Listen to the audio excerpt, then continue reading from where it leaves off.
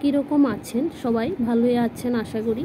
যদিও এখন প্রচণ্ড গরম, তো এই গরমের মধ্যে আমাদের ভাত খেতে খুব কষ্ট হচ্ছে, যার জন্য আমি একটা অসাধারণ রেসিপি করলাম আজকে। তার জন্যই প্রথমে আমি মসুর ডালের মধ্যে আমাদের ঘরে যত রকমের সবজি ছিল, চাল কুমড়, লাউয়ের ডাঁটা, টমেটো সবগুলি দিয়ে একসঙ্গে সিদ্ধ করে নিয়েছি। তো সেদ্ধ করে নেওয়ার পর এটাকে এবার ফোড়ন দিলাম শুকনা লঙ্কা এবং কালো জিরে দিয়ে। তো দেখুন কি সুন্দর এটা হয়েছে। গরমের মধ্যে এটা দিয়ে ভাত খেলে অনেকটা তৃপ্তি পাওয়া যায়।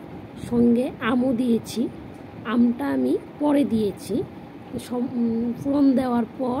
তো আপনারাও একবার ট্রাই করতে পারেন।